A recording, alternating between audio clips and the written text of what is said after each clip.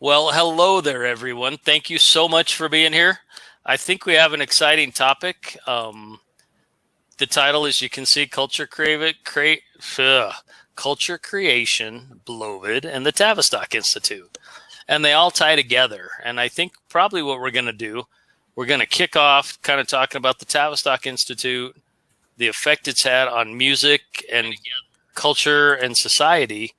And then we're going to kind of tie that into what we're experiencing today. I would like to introduce my semi-official co-host, Felisha, and shout out the chat. Say hi, Felisha. Hey guys, great to see you all, of course. So great to be here. So good to see you, King Sweet, Luna, John, Codiddy. Sorry if I pronounced that wrong. Chappelle and Smurfer Girl, whatevs. Hey guys. Oh, Darkslayer and Pia. Hi. Did you say hi to King Sweet and Luna? Yeah. You did? I missed it. I sneezed. I think I might have missed it. My apologies. Darkslayer's here.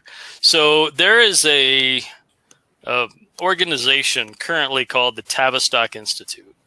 And they've been called that for a long time. They're, for lack of a better word, think tank. And I'm going to drop some links as we talk about this while my two friends talk about it mostly. If you look at a website, you can see an academic feel to a website as opposed to a PR feel or an educational feel or whatever. So, and feel is not the right word. Thank you, Felisha. When you see the links, click them and just take a quick look. You will see this is a totally academic geared website driven for people who need to be part of the Tavistock Institute. And as we get going, Polly, I know you have a lot you want to share, and I'm all for it because I'm going to learn a lot here. And I think Felisha and I both will learn a lot. But you're a musician. By the way, hi, Polly. How's it going, Bryce? It's going great. Thank you for being here tonight. It's great to be here. Hey, everybody in the chat. Tell us a little bit about your musical background. My musical background started when I was a kid. I used to sit in the back seat of my dad's car, and he used to play Key 107, which is basically a classic rock, like anywhere from 1960s to 1979. And I was always just, a lot of songs just always really appealed to me, and they were always the same songs that my parents listened to. And I wondered, that might have something to do with the music that they were listening to when I was, inside my mother, so to speak. But who knows about that? That's another theory that might tie in later on. Always been exposed to music my whole entire life, and I've always had an affinity for it. Like when I was really, really young, a toddler, the movie Close Encounters of the Third Kind. Sure. Yeah, so there's that, the signature song, which we can get into again later too, because it kind of ties in. That signature song that the kid ends up playing on that little toy xylophone. I was playing that at 3 based on just listening to I've always had an ear for music, and I've always been, I guess, it's come easily to me. Cool. I learned how to play guitar when I was 14, 13 maybe. And the way that I learned how to play guitar isn't really conventional. I didn't take lessons. I do know how to read music. I did take piano lessons, so I do have a little bit of like theoretical background, I guess you could say. And you can read music. I can, but it's just faster for me to just, let me hear it, and then I can play it back for you. It's just my brain can process the information faster that way. Right. And one thing that I've always noticed, which will tie in again later on as well, is a lot of the songs that I tried to learn, the songs I was really passionate about, I would notice that when I put them on my stereo and played them, and when I tried to play my guitar along with them, that the tuning would be slightly different. I would always have to tune my guitar slightly down, like slightly flatter than what the really good songs that I wanted to learn. They all had this same problem. I always had to turn it down, and I never could figure out why. I never did. Before you get into that, let me ask you, is it because you heard it differently? You experienced it differently? No, it's because the actual song itself, if I tune my guitar to how it's supposed to be tuned and then play the song, either the tape they recorded the song on isn't going fast enough to record it properly, or they recorded it at that speed on purpose. Got it. Okay, cool. So did you play in bands? Did you record stuff? Have you ever done anything anybody in Canada would know? Maybe. I was in a band in the late 90s, early 2000s, called Science-Furic. We were a marginally successful, kind of a cultish following, I'd say. It wasn't really a genre of music that was like hugely well known and popular back then. I guess you could say it's shoegazer, like people that don't know what shoegazer is, I always like to explain it as kind of like if Pink Floyd just kind of kept evolving with the technology and stuff, we'd probably be like similar sounding. Oh, very cool. So one of my mods needs to look that up. Tell us the name of the band again. Science-Furic. It's spelled SIANSPHERIC. Excellent. Yeah, one of you mods, get on that, find it, and give us a link. We got to check this out.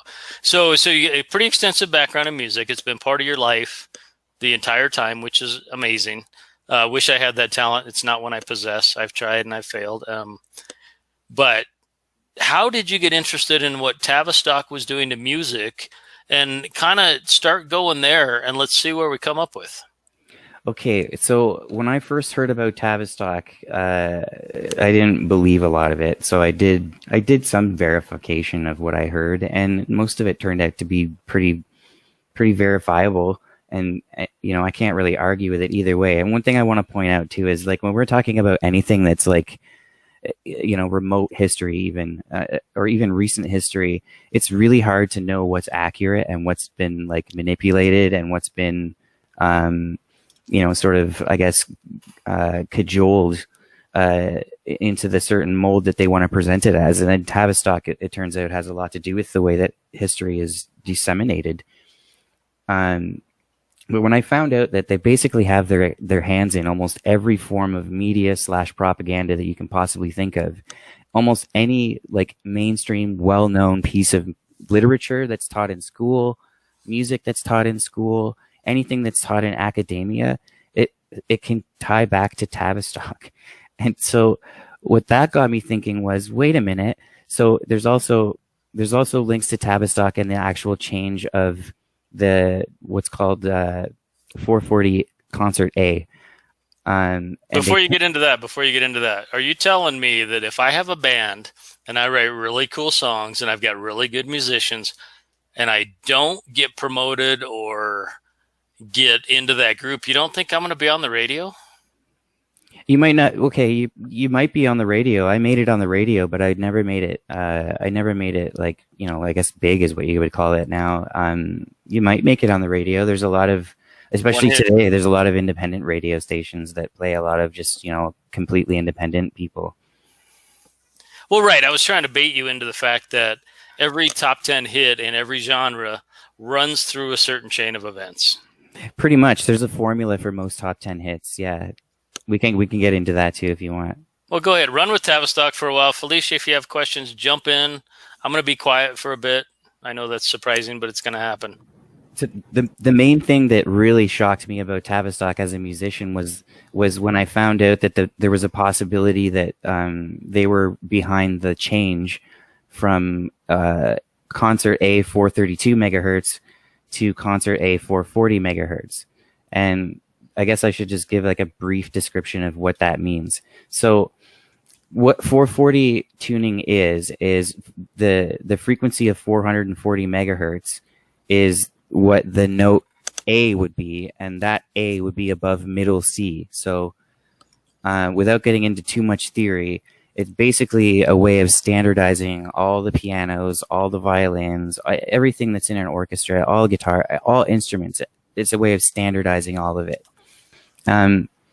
I used to think that before they changed everything to 440, that everything was actually tuned to 432. And that's actually turned out not to be the case. There's a broad range of frequencies that were sort of being played around with between 420 and all the way up to 460. because people just didn't have an accurate way to measure it really back then. They would use tuning forks pretty much. There was no way to measure like oscillations, and we didn't have the the radio equipment to measure that kind of stuff.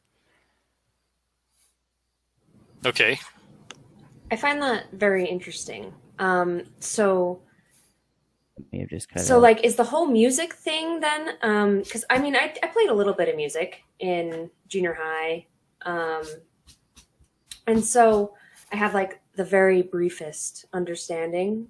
So don't make fun of me too much. But so you're saying that the Hertz wave changed due to them not being able, or like the incorrect tuning, basically. I'm actually not convinced on the exact reason why they changed the frequency from 432 to 440, but there's talk that Goebbels was behind it back in Germany. When I took a closer look at the actual number of 432, if you add 2 zeros to 432, there's a lot of really cool synchronicities, mathematically speaking. One off the top of my head is the mean median of the moon is almost exactly 430. Hold on one second. Let me just verify that because sorry, the mean radius of the moon is exactly half. Oh, 43200.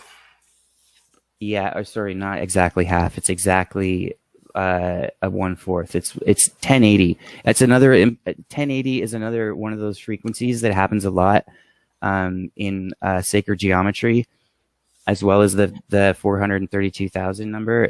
There's a lot of Platonic sacred geometry that happens with these numbers. That could be a whole other show on its own.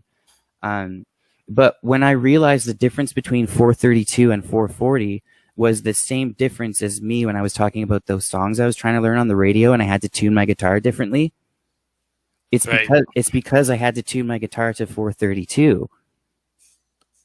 And so why are all these songs that I love, they're like my favorite songs? Is it just a coincidence that all my favorite songs happen to be tuned into 432? So I start digging some more. Some other people start talking about 432. You guys probably know who Prince is. He was quoted as saying 432 is the gold standard. Okay, he's one of the most respected musicians among musicians in the history of musicians. So he must know something, right? I mean, like, yeah, for sure. And so, okay, if I'm being affected by all these songs that I have to tune my guitar differently for, why am I being affected that way? Why do I have these more intense emotional connections to these songs that are tuned to 432? Very interesting. Yeah, that's actually really super interesting. I really don't know too much about the Hertz, though I'm super curious to get into it. But I wonder, it has to be some sort of vibrational wavelength that you or specific people or everyone maybe are picking up on more intensely. That could be it. There are people that do hear music differently than others, and that's definitely something to consider for sure. But I think the main reason why they want to change 432 into 440 is to sort of dampen the whole emotional effect that you're supposed to get from music, because music is supposed to bring joy and it's supposed to be part of ritual, and there's certain frequencies and tempos that are really important, or else the rituals don't work or the desired effect doesn't work. I think that Tavistock probably figured out, or somebody in Tavistock figured out through research after World War I, when they were dealing with like all kinds of PTSD from soldiers and stuff like that, they somehow figured out a way that they could use these frequencies to basically have a very, very mild covert version of like mind control, basically. A little bit of hypnotherapy. Yeah, like think about it. How many people out there have a song, if you hear it, you instantly start like welling up? Like, it's not even sad or happy or anything. You get that instant reaction to this song. Like, that's pretty much what mind programming is, almost. Excellent. Yes, for sure. And so the Tavistock Institute, there's rumors that they've been a group from the Masonic cult for years, and they were started by those people. Let's talk about that a little bit, Paul. You get into that, will you? Well, I read today that that Tavistock goes all the way back before it was called the Tavistock Institute. It was the Institute of Medical Psychology. Okay, medical psychology.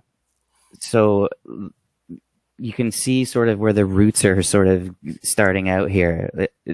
Music is a very psychological thing. But according to what I was researching, this, I guess pre-Tavistock Institute, but it's where the Tavistock Institute came from, was founded in 1920 by a guy named Dr. Hugh Crichton Miller. And, it was basically founded to help people dealing with PTSD from World War I, like shell shock and stuff, right? So I think after that, it got taken over somehow in Germany in 1946 or 7 or something like that. I think it was renamed just the Tavistock Institute. I'm not sure exactly what the function of the institute was that changed at that point in time. I think that what happened was they just kind of like broadened their sort of work fields. And since then, they've maybe went mainstream. Maybe they kind of went mainstream. Yeah, well, I think once they figured out how to like really manipulate the way people think through different forms of media, like not just music, I mean, like all forms of media, including education, which is arguably a form of media in itself, they got their hands in everything. Do we lose Polly? Maybe. So sometimes my internet cuts out, so that could be. No problem. Yeah, so Tavistock Institute is a think tank of psychiatrists, military professionals, rich philanthropists. If Bill Gates could be accepted, he would be part of the Tavistock Institute, I'm sure. And so they've got their hands in things that, if you read their website, it looks like they're real innocuous and they just want to help humanity. But we kind of know how that stuff goes when we hear things like that. Did either one of you, Felisha, did you do any research on Tavistock and the Beatles, or Tavistock and the Rolling Stones? I did a little bit. I mean, the little bit that I was able to do before this, because I'm going to admit it to you all in chat, because I love you all. I am not the most well-versed on this, but I did look into it a little bit. And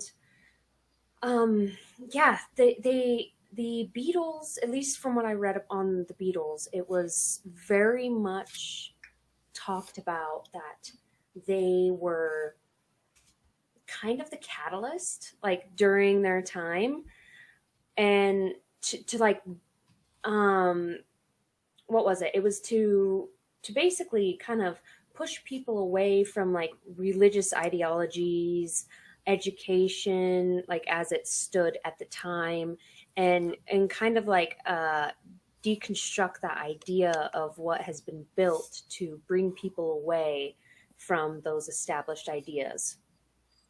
For Basically, sure, and Cliff Notes version. well, yeah, but in a really big, profound way, because I bet none of us were alive at the time. And I need to ask you, Polly, one of the chatters wants to know how old you are. You don't have to tell them, and they say it doesn't matter because they love you anyway, but they were just curious. I'm 43. There you go. But what ended up happening, if you were alive at the time, you knew who the Beatles were. And if you were a teenage girl, you were enamored with the Beatles. It was a worldwide phenomenon. The Beatles was definitely one of those, I mean, you could compare them to Elvis, I guess. I think they're both tied to Tavistock. I think one of the things I've noticed about all these sort of Tavistock affiliated bands, which is basically you take any band that's gone global, that's probably got something to do with Tavistock, in my opinion. Because you can see a pattern. Like, I wasn't even alive during the Beatles, but even all the other big bands around at the time, okay?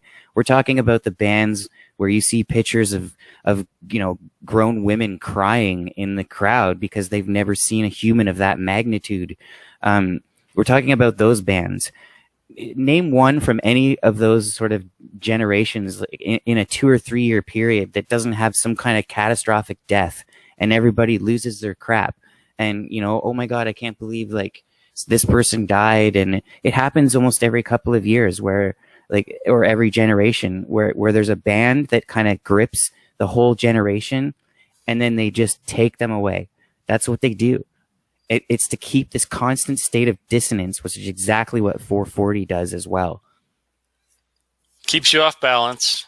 Doesn't let you hear the real harmonics of the note. Correct? Yeah, exactly. It's not harmonic. Well, and I would say, and you're right about that. And the Doors, Jim Morrison's dad was in the CIA, Tavistock Institute. The thing with the Beatles, and I can't find the guy's name, but the guy that wrote the majority of their songs worked for the Tavistock Institute. There's no surprise there. Stuart Sutcliffe, are you talking about? Yeah, there you go. I didn't know he worked for Tavistock, but that doesn't surprise me at all because he was the one that ended up dying, so to speak, I guess. Didn't he die? Yeah, except for Paul. How many Pauls died, though? Well, one that we're pretty sure of. And so that, you know what? That was like, what do you think that was covered up by Tavistock because they knew they had a good thing going and they knew they could get away with just putting a lookalike up there?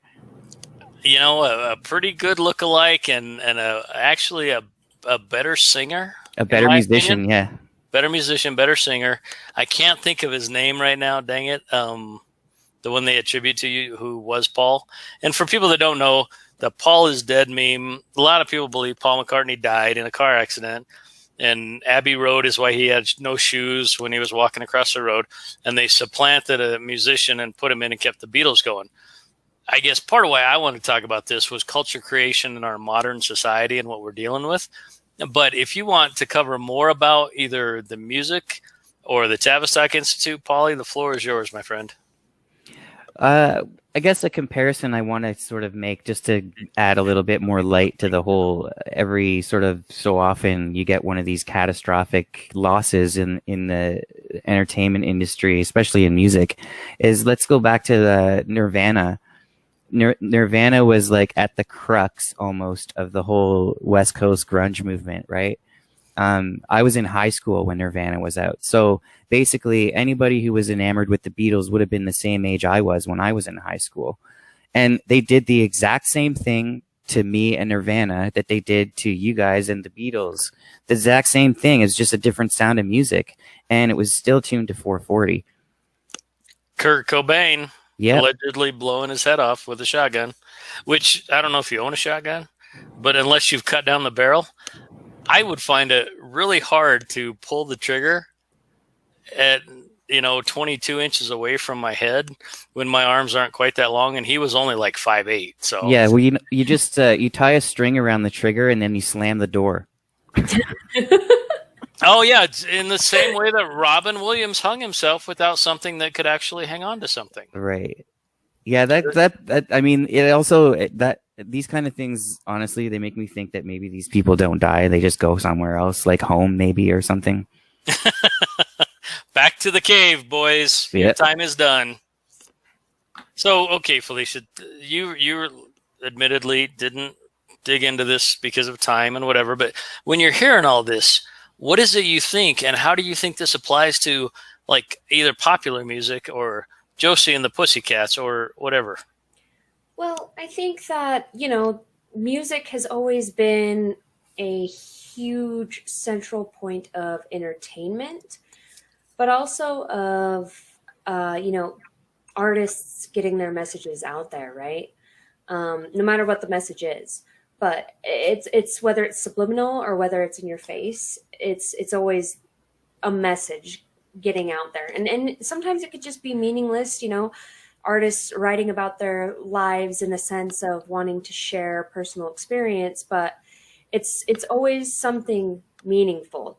Art comes from a place of meaning, and somewhere something genuine, So, like, as far as it relates today, I mean, you could see just throughout time, as things progress at any decade, how the music changes, how people are responding to it, and you can see the ebbs and flows. And things with like Nirvana and Beatles and the Rolling Stones, they all had a certain message they were getting out there, right? And it affected people in a lot of ways, like in a huge way. Whether they related to it, or whether it kind of woke them up to something, or whatever the case might have been. And I think that's been a continual trend throughout music history. I mean, since the time music was even invented, people used it to tell stories. So, it's always been an important part of our culture as humans. Yeah, for sure. So if you had a story that you wanted to tell the majority of the masses, and you had the means, the money, the power, the systems, and the infrastructure to do that, isn't it possible that you could tell any message you want to tell? Oh, yeah.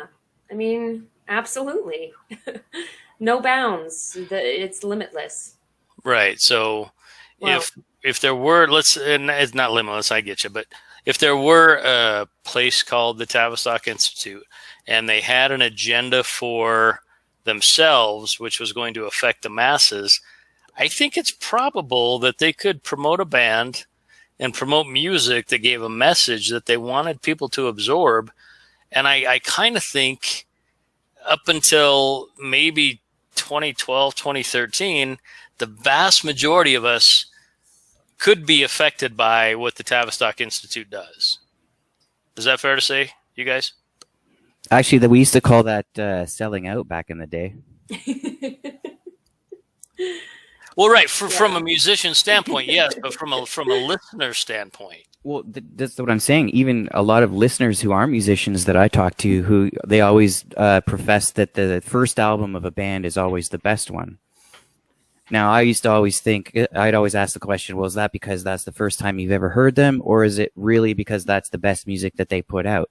Because a lot of times the answer I would get would be, no, I feel like they were told what to write, or, they kind of had to like conform to a mold to get more records to come out, because the record executives would be like, we need something a little bit more this, or who knows, maybe they were even handed sheet music and say, look, on your next record, this song goes on it, and it's going to be attached to many Coca-Cola ads and all kinds of other stuff that we're going to get people to do certain things with.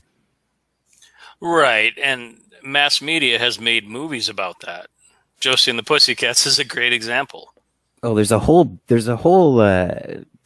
formula for using sounds as ways to manipulate the human mind. It's just they've got it down to a science. It's basically like math. I mean, there's a band that I know of called Boards of Canada, and they have a song that's called "Music is Math," and that's not an exaggeration at all. It pretty much is.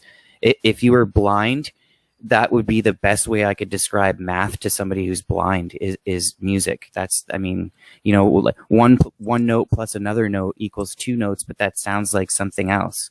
So it's the same sort of concept, I guess, when you're adding notes together. And all these pop songs, all these top 10 songs, they follow. Oh, he cut out again. That's all right, though. We'll hang on. The same formula means the distance between the notes being played is always going to be the same. And that explain that for me. Okay, so let's say the distance between a note is commonly referred to as a tone, right? Like a full tone. And if you do like the distance between a note and say like a sharp note, that would be a semitone. And so there's always going to be a certain amount of tones between notes at certain times for the desired effect, like whether it's marketing or whether it's selling a million records or whether it's to invoke a certain state of mind. Yeah. Yeah, Oh. frequencies can be used for all kinds of different things like that. But there's a formula, especially when it comes to marketing and music, that they follow. It's proven. Why fix it if it ain't broke? They just keep regurgitating the same formula over and over again, and it still works. And people don't know why it works. I've heard that, Polly. Like I remember seeing a video. Someone put a video out. If I could ever find it again, it was quite a while ago, and they said all the most popular songs used basically the same 4 chords, and to make their song. And so he went off and he started playing the same 4 chords, and he went through. I mean, I don't know how many songs, 10, 15, 20 different songs, and just playing the same 4 chords. And these are, on the top 10 charts songs, over the course of, doesn't matter. I couldn't even remember how many years it was, maybe a decade. And it was very much the same formula like you're talking about. You want to know what those common 4 chords usually are, which is kind of freaky because it spells kind of a funny word. And there's actually sometimes 5 chords they use. Sometimes they'll throw a D in there as well. But there's the 4 chords usually are C, A, G, and E, and that spells cage. And then if you put the D on the end, it's caged. So, and it's basically caging your mind too, like, because the reason why it works on everybody is the same reason why we notice patterns visually. Our ears are programmed the same way to notice these things. Wow. So the 4 chords that everybody loves in every song spell caged and caged. That's pretty interesting. Those are the most popular chords in most of the mainstream songs that you hear. Yeah, they'll have some sort of arrangement of those 4, possibly 5 chords. So I guess the question is then, has music been evolving to promote a sort of mind control? And if so, what would that mind control really, what would the goal of that mind control be? The most obvious goal to me is just consumerism at this point. I mean, there's probably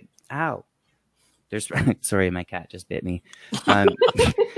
What's your cat's name, Polly? Zoe. Zoe bit you. Yeah, she's laying right by my feet, so I can't move my feet without her wanting to hit them. There you go. Sorry, go ahead. Now she's famous. Yep.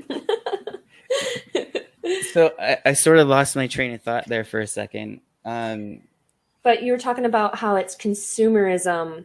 Yeah, that's the most obvious. That's the most obvious reason, because if you take some of these pop songs and you can listen to some commercials like a lot more carefully, especially if you're musically inclined.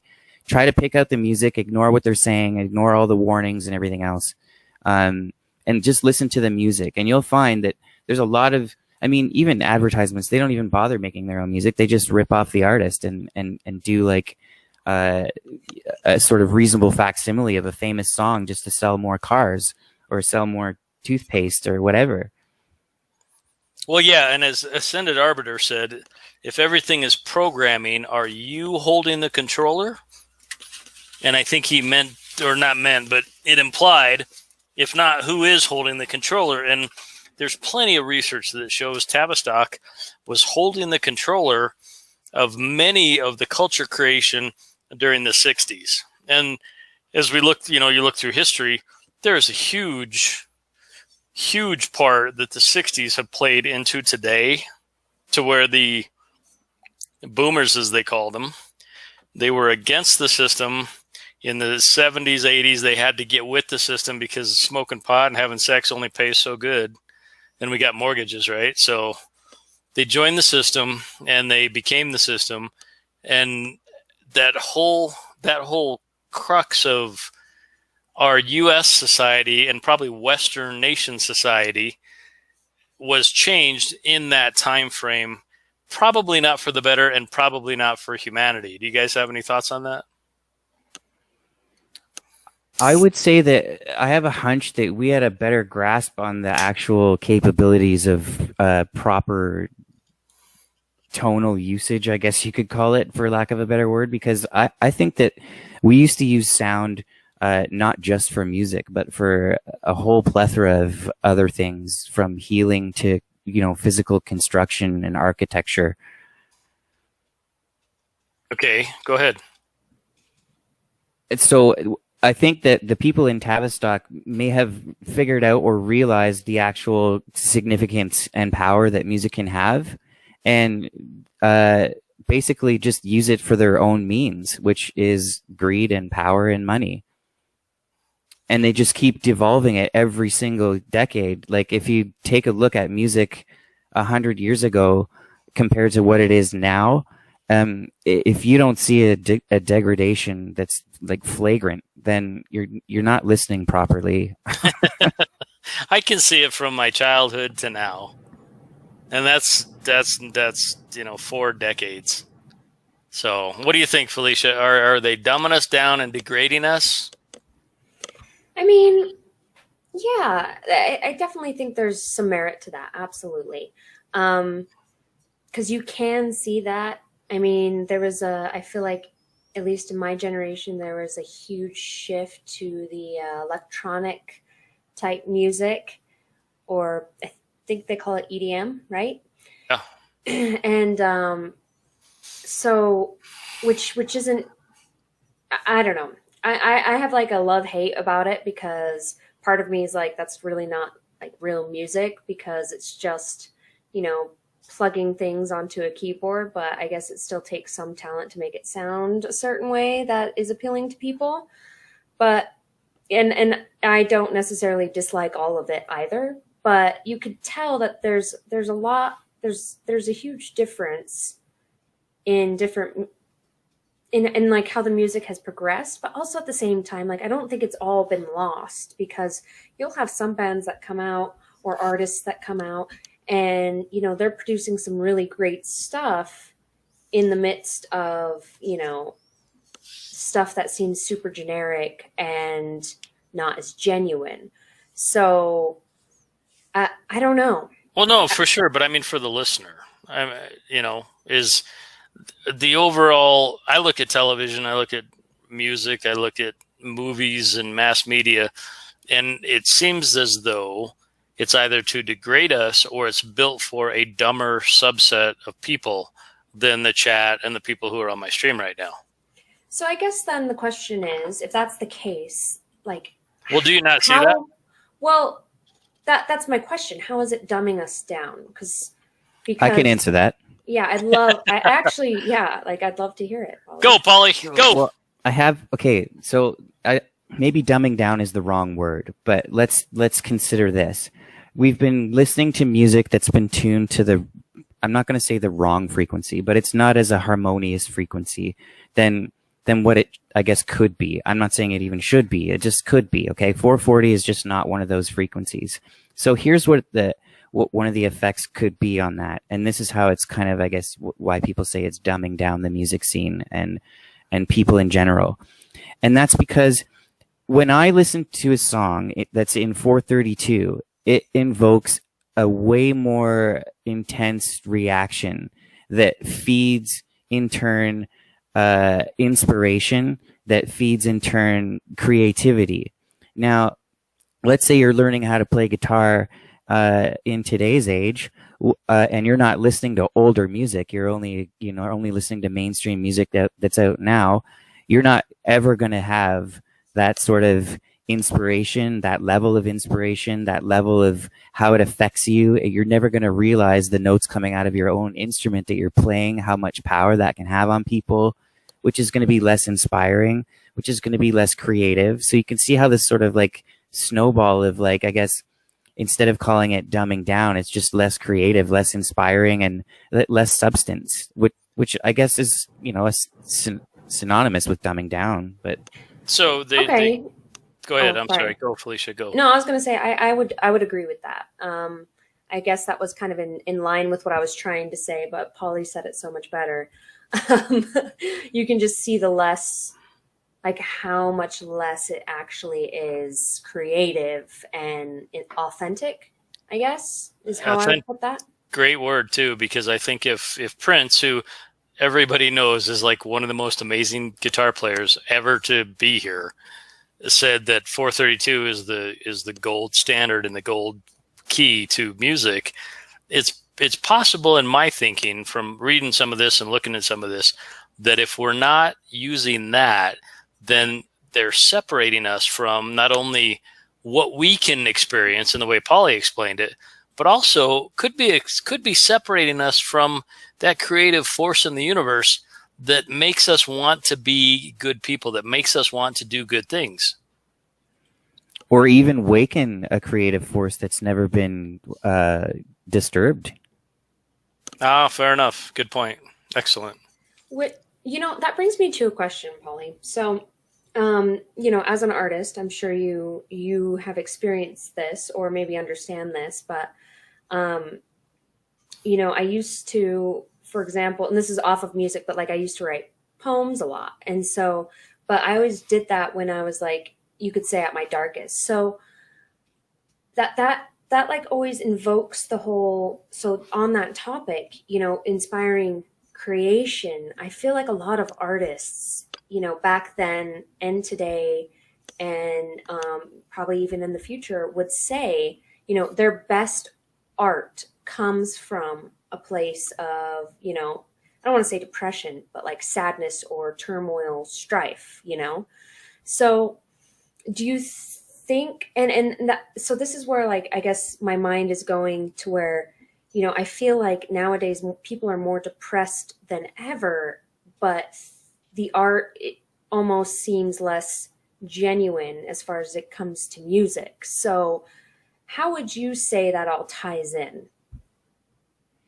I could see it going actually because there's a few there's a percentage of artists out there that need to be in a certain amount of suffering or they won't create anything that's worthwhile to them. And if the artist isn't creating anything that's worthwhile to them, unless they've sold out, they probably won't release it to anybody or be proud of it enough to show anybody or let anyone listen.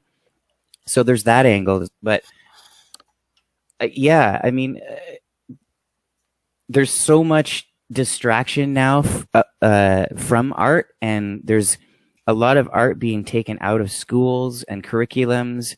It almost seems like if somebody's an artist and they have time to paint, that's some sort of luxury.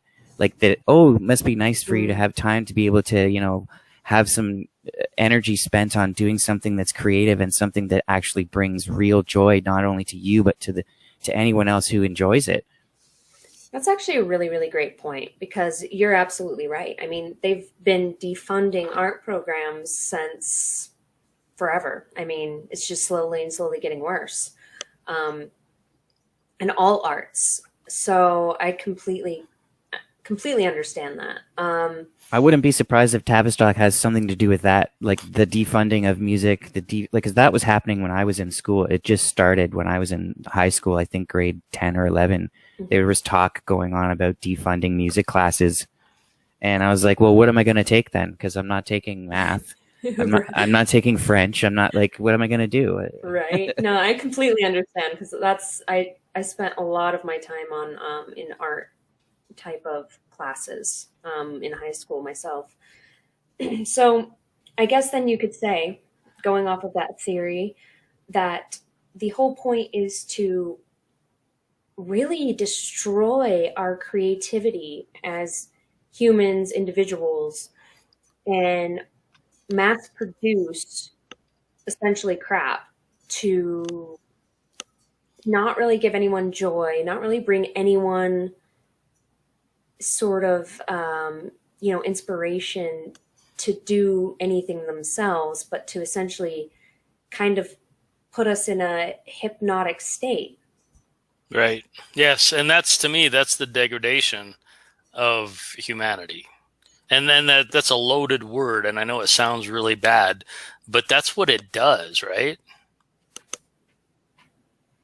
I would say I just, for some reason, the word dumbing, I don't like to use that word just because of the way that a lot of people react to it. Like if you're talking to somebody that's not really like sort of aware of what the concepts that we're throwing back and forth here, and you say dumbing down, it's going to possibly invoke a sense of defensiveness to the other person's intelligence. So what I like to do is say dampening, and basically it's like the music that we're hearing that's been fiddled with into the 440 and been, formulated so that the right chord changes happen at the right tempo at the right time so that you do exactly what they want you to do.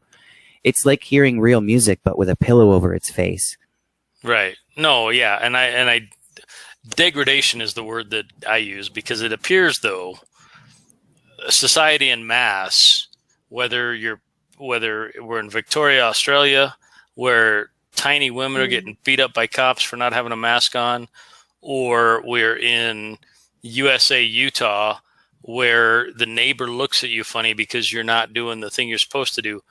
To me, the whole thing ties together as far as making a human being less than what they can be, for one, and putting humanity in a position to not be able to go find that avenue to be the best they can be. That's the way it occurs to me. So I would love to hear what you guys have to say about that. I agree. I agree that in the sense that it seems like most of the things that Tavistock has been trying to do is just is preventative.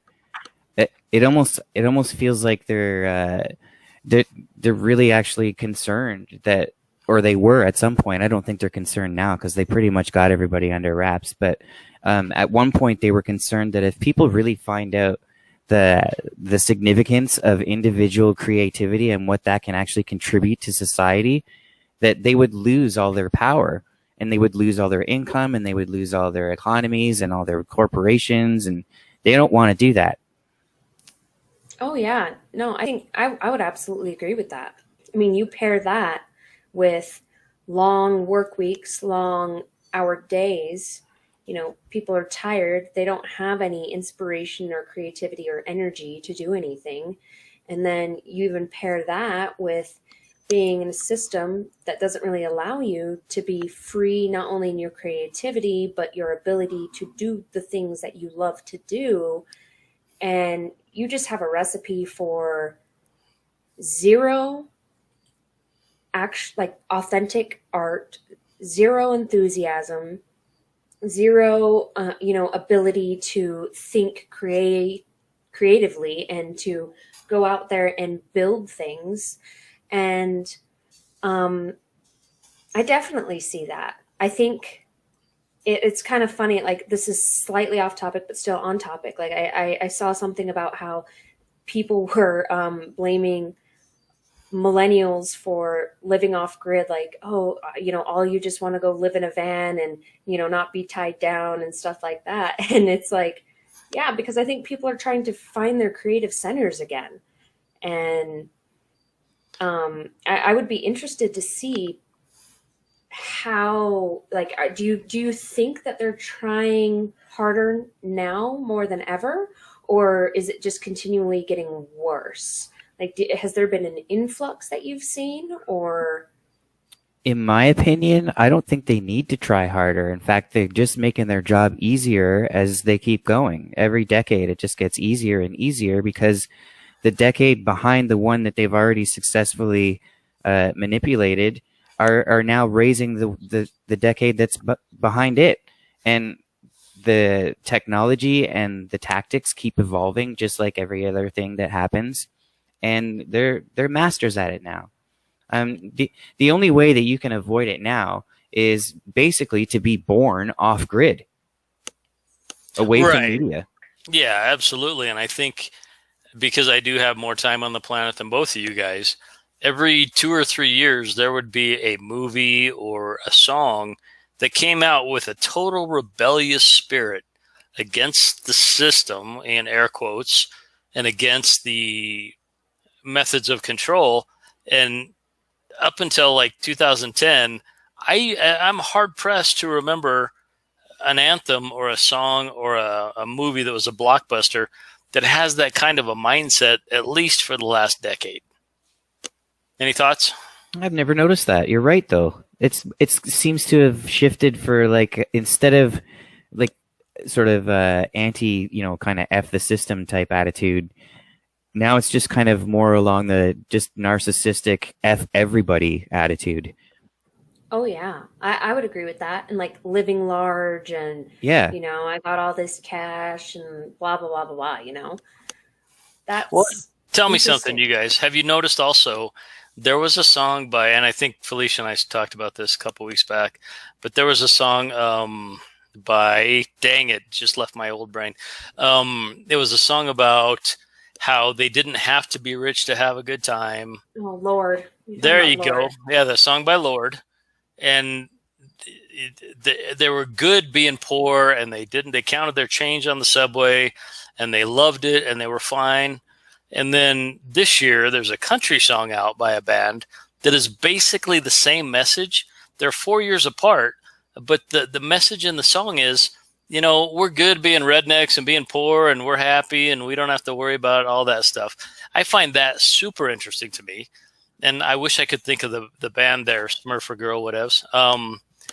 It's on the radio right now on country songs. You can find it so easy, but it's the same message, the exact same message. And it's not Lady Antebellum. It's another 3-person band. Florida Georgia Line, I think. There you go. Bingo. Yes. And it's the exact same message. Yeah, get on it, find it, drop it in the chat. So when we have messages in songs that used to be, Bruce Springsteen, Born in the USA, Bruce Springsteen helping out the farmers, and then all the different things that go through the 2000s. 2000s are kind of a blur because of 9/11. But 10 years ago, Muse made an amazing song that I made a pretty cool video about that got banned worldwide on YouTube. And it's the message that was of supporting humanity and rejecting the system. And I haven't seen that literally in 10 years. I don't think you're allowed to do that anymore. Apparently not.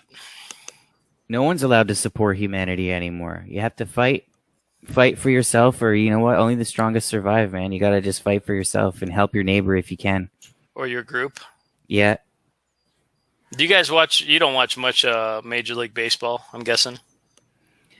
I used to watch a lot of baseball, but that was when I played it, and I was in a baseball pool as well, but not lately.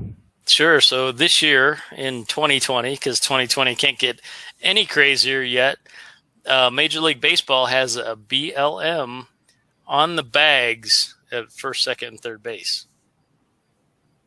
Well, okay, that I could make so many jokes here, because if you want to look at the people who have the most stolen bases, that is very interesting. That's funny. So, well, and part of why I wanted to have this stream with you guys, not only Tavistock is interesting to me, the whole culture creation that's going on.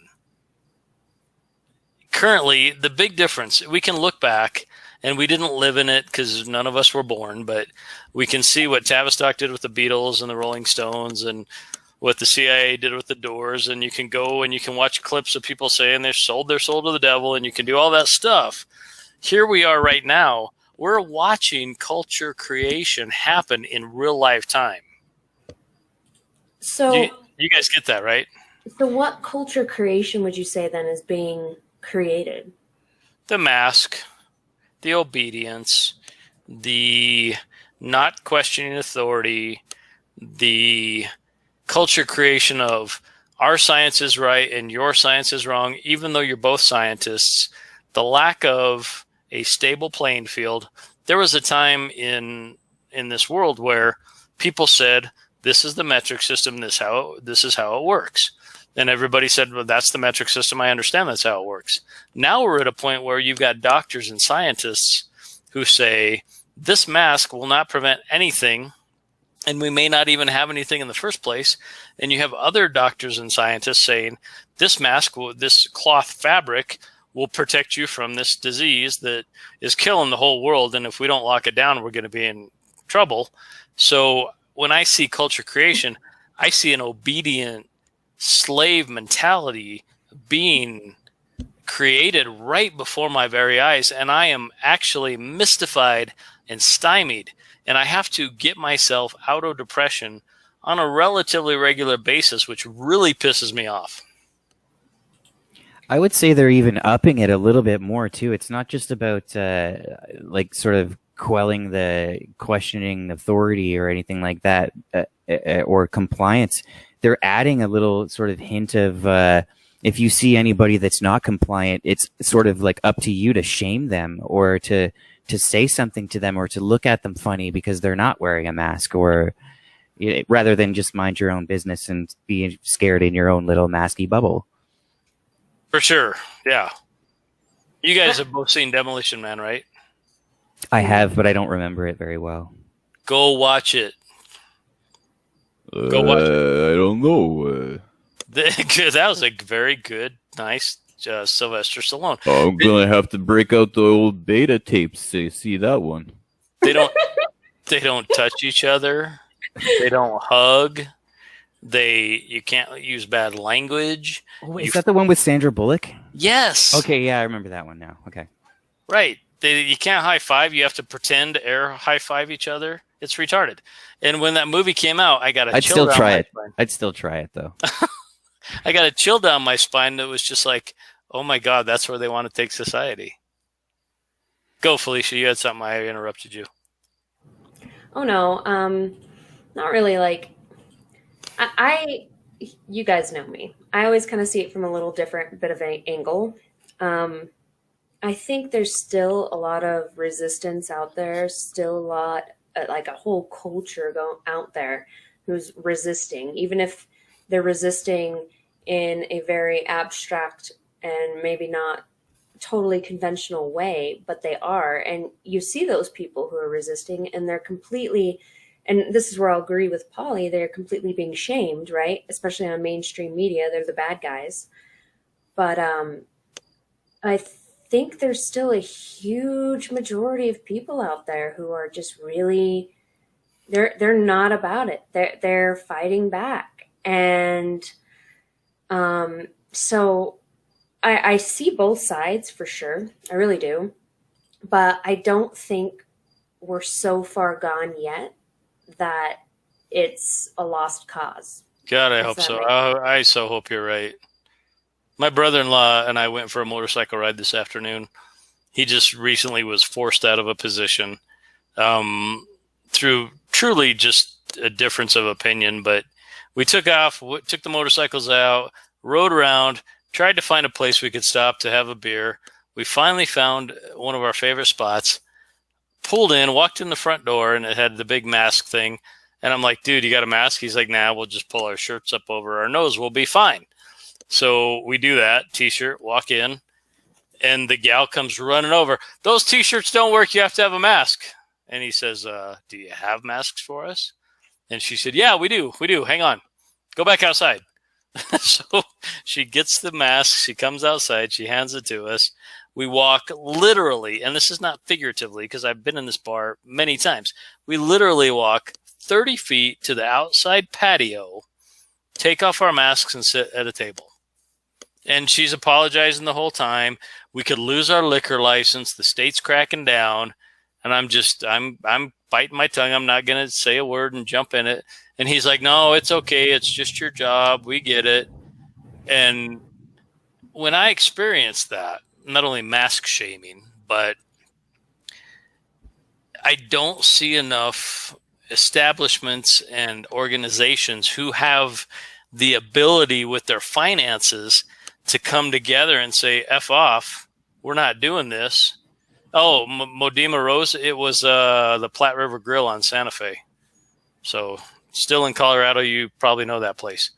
But we, the people that could step up and do something, I don't see any of that. And that's what bothers me, Felisha. I agree. There are millions of people that think this is nonsense. Give them the bird. I'm just going to live my life. But I don't see the organizational trend to flip this over. Well, because you have to think about it this way. So she was apologizing all the way back, right? Because she knew it was stupid. So that has to put the idea in that if she thinks it's stupid, so many more people who are wearing the masks think it's stupid, right? But you have to do it in order to keep your job, in order to make that money, in order to live, right? But then you have to go back to the corporations, which is what you were talking about. Well, same with the corporations. They got to make that money to stay in business, to make a living, to feed their families, to feed their employees.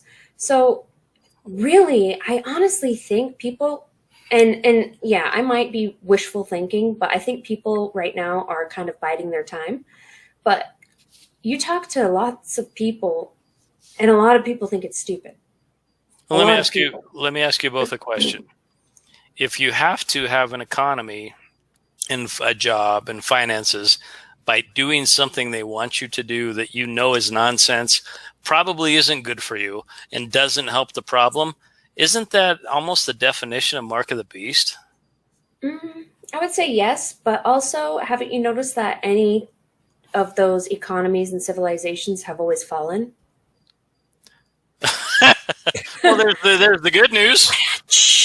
We're gonna have a reset. We're gonna have a reset soon. That's my opinion. But Polly, I think the future is going to be more along the lines of what are called micro economies. They're going to be like, maybe a couple hundred people living in small spaces, working as a team and trading with other groups of people of a similar size, working as a team, but with different resources. So then you don't really have this need for a global economy. And we basically just took all their power away from them, because every micro economy produces its own stuff. So there's no need for loans and interest and any other kind of garbage that's really gotten us to where we are at this point as far as finances go. Polly, have you ever researched Michael Tellinger and his Ubuntu idea? I know of Michael Tellinger, but is the Ubuntu idea he has a website? I think it's called like Small Town or something like that. Or right, yeah, it's ringing a bell for sure. So if you grow fish and Felisha grows wheat, and I am a manufacturer, then you grow 1/3 more fish than you need. Felisha grows 1/3 more wheat than she needs, and I'm willing to manufacture 1/3 more than I need myself.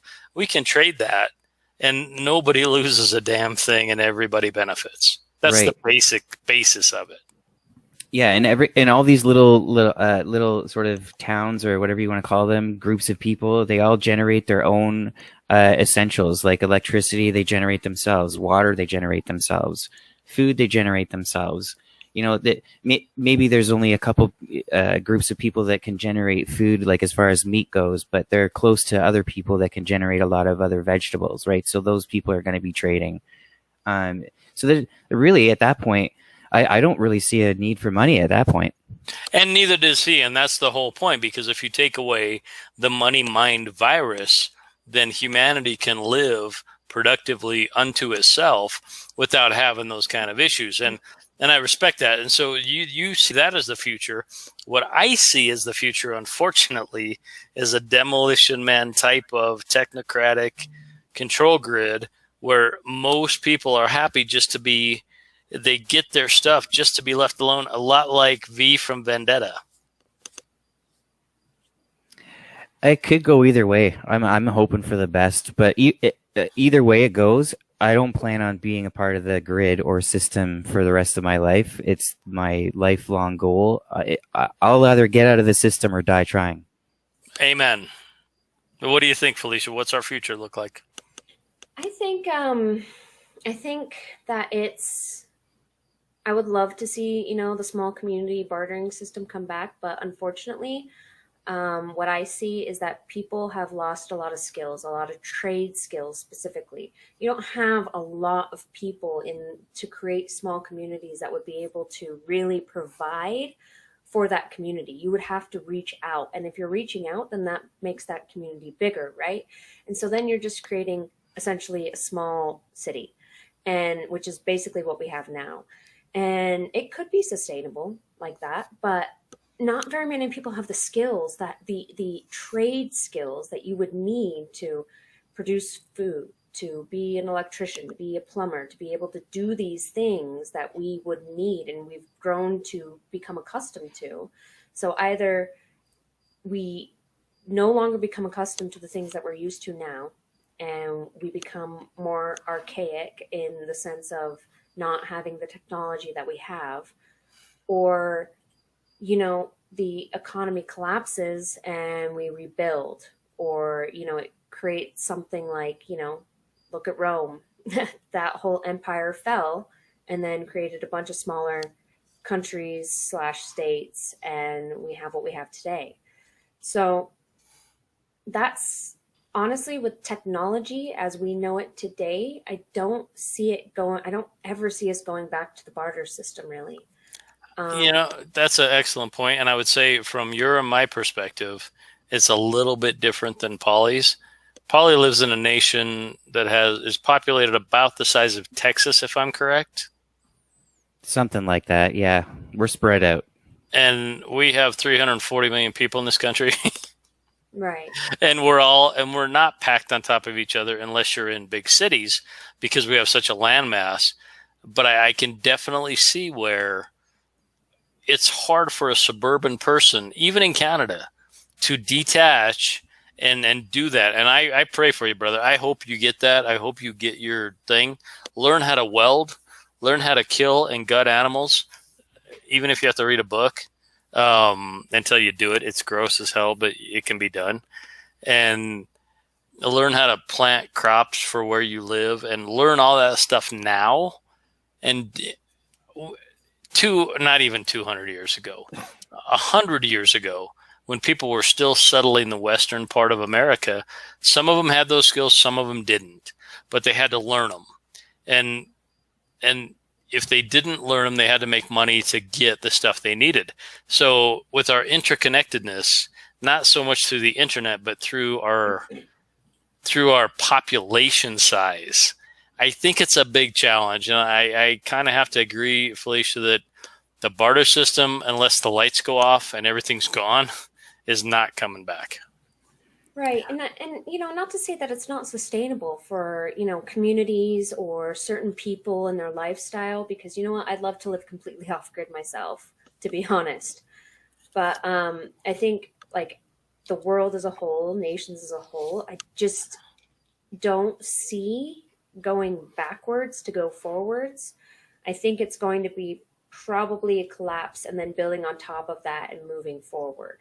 But again, that's not to say that that's not sustainable or that's not possible for communities, for people, for anything like that. And I'm not saying that that's a bad lifestyle either. So I just want to clear that up. But I like worldwide or nationwide for most nations, I don't see that becoming the reality of things, If I could add to that, Mm-hmm.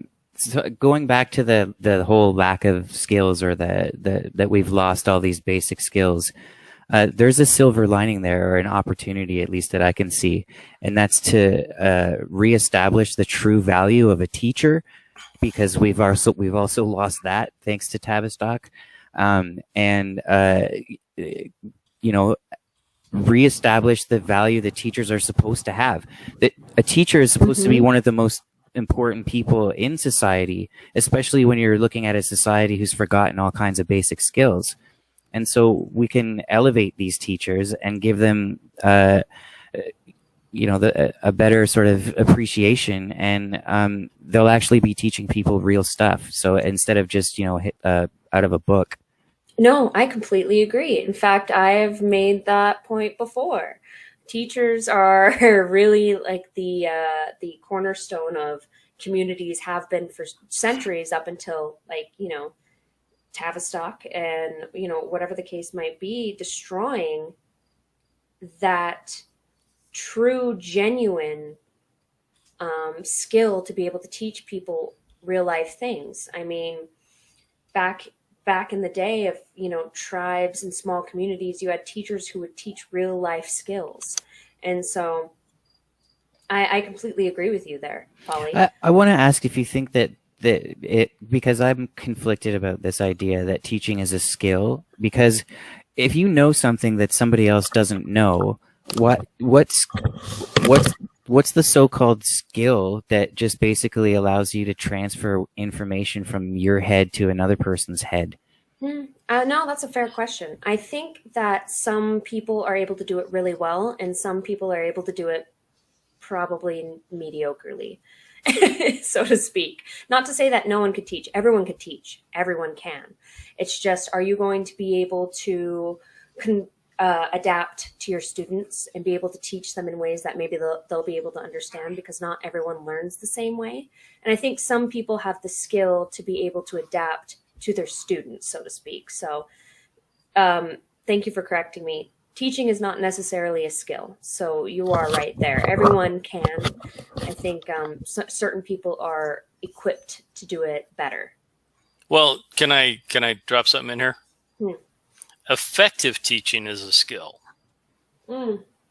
Even better. You can teach somebody something and they don't get it, and you try again and they don't get it. But if you're an effective teacher, you can figure out where your listener's coming from, and you can plug it into the way they can hear you, and you can effectively teach them. Can you be taught how to teach? I don't think so, to be honest. You can. Opinion. Well, fair enough. And the reason I think you can is if, and I think we've talked about this, Felisha, if your self-image, if you can get rid of your self-image and you can interact with another human being, you will automatically know from where they're coming and how they can hear you. So if I want to teach Polly to be an effective teacher, I need to teach Polly to get rid of his self-image. That's just my opinion. I think it's more about being in tune with the other person and being able to kind of be on the same wavelength as them, or understanding where they're coming from and how they're interpreting things. Fair enough. But can you do that if you have a self-image? I feel like also getting rid of self-image, maybe that's the wrong word. Maybe, are you looking for ego? Because self-image is very, I don't think anyone should be getting rid of their self-image, so to speak, and how they see themselves. But if you're talking about ego and about, if they view themselves as potentially superior, or maybe potentially on a completely different level of, not being able to comprehend someone, or coming to the conclusion that someone just isn't able to comprehend, period, then, then I would agree with you, because I think everyone has the ability to comprehend in their own way. It's just really on how, like, people think so differently. Like, small story, someone that I work with, when she says scroll down, she really means scrolling so this page goes up, so you go towards the top of the page. When I say scroll down, that means go towards the bottom of the page. So, which most people would understand down. Right. And so, but she sees it differently for whatever reason in her head. So I've adapted my speaking to try and talk in the way that she's going to understand immediately. And so everyone has their own way of understanding things completely. And I don't think anyone has the ability to not understand, maybe to a certain extent, right? Like, we're not going to be all mathematicians or rocket scientists or anything like that. But, I think we all have the potential to learn things. Yeah, because most things are not rocket surgery. Most things are not. Well, right. And so I guess that's where I think it's really about being able to be in tune with the people that you are speaking to. Right. So real quick, sorry, this is a side note, and Polly, jump in if you want to, but when I say self-image and you say ego, self-image to me is the version you think you are. And after a certain amount of time on this planet, enough mistakes, enough contradictions you've had, enough false thoughts you've had that you've corrected, enough of those experiences, to me, is how I don't have a self-image. Because whatever it was I thought I was, I am not that. And I don't necessarily know what I am, but I know I'm not what I thought I was. I think that just means your self-image of yourself changes. And how you view yourself changes. Whereas ego, in my opinion, and I could be completely off base, anyone correct me, but an ego, in my opinion, is pretty static. It's pretty much, the pride, the authority, the position of how you talk How- to, how you interact with people, How and good you are, how smart you are, how pretty you are. right, where I think self-image is more, in my opinion, and this is just how I see the word, the definition, whatever, we see things differently. So, but the way that I see self-image is more of a, how you view yourself, like introspectively, how you see yourself on all levels. Well, and I Not- will tell you, your cat's arguing with you. What's this? Which cat is that? Sorry, Zoe again. Oh, is that Zoe? I thought it was Felisha who was arguing with Felisha. Yeah, no, Teddy's being quiet tonight. Teddy's good. Zoe, get in there, Zoe. We love Zoe. She was just telling me that she likes my self-image. That's Polly, you got any comments on this?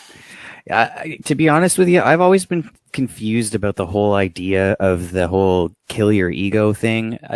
I don't understand what that means, because in order for you to have an ego, you have to be conscious. Like, you have to be sentient. So in order to destroy it, you would have to be unconscious or not sentient. Fair enough. And I think that Freud was a charlatan cocaine addict who too many people believe is a real good person, or even a person. Wasn't he attached to Tavistock too? Yes. And so when we use id, ego, or superego, that always tells me it's Freud tied to. And so I'm almost always reject those words because from where they came. And I agree with you, Polly. You can't kill a part of yourself unless you're gonna not be conscious of it. And it's not to knock you, Felisha. Please don't take it that way. Because when we use ego, we use it as something. All right, Modima Rose is right. Carl Jung. I don't know why I'm so pissed off at Freud, but I just hate Sigmund Freud. Even though Carl Jung did the id, the ego, and the superego, I told you guys to follow Modima Rose. She's super smart.